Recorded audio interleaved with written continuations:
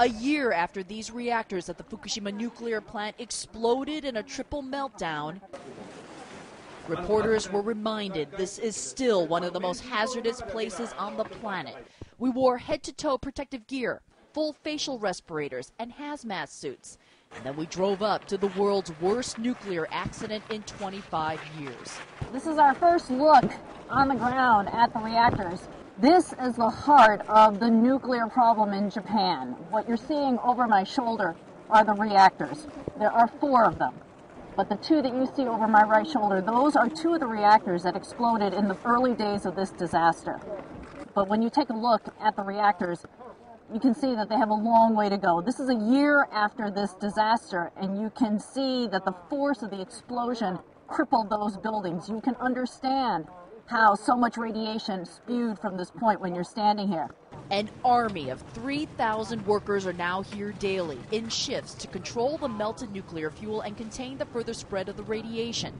Inside the on-site crisis management building at the plant, a control center monitors their progress and safety 24 hours a day. The highest risk we still see is if something goes wrong with the reactor, says plant manager Takeshi Takahashi. The plant is in cold shutdown, but the nuclear fuel needs constant cooling, and the situation is far from over. TEPCO says the plant won't be decommissioned for at least 30 to 40 years.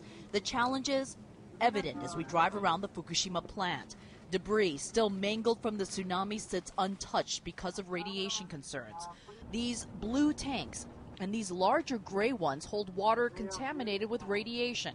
TEPCO is continuously challenged with finding more space for the water. Work conditions and safety, while they've improved since the early days of the disaster, remain a constant concern. Saori Kanasaki used to give tours to the public at the Fukushima nuclear plant.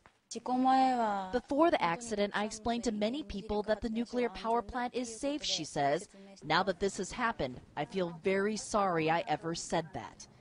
Kanesaki also lived here in Tomioka. She's now an evacuee, uncertain of when or if she can ever return home.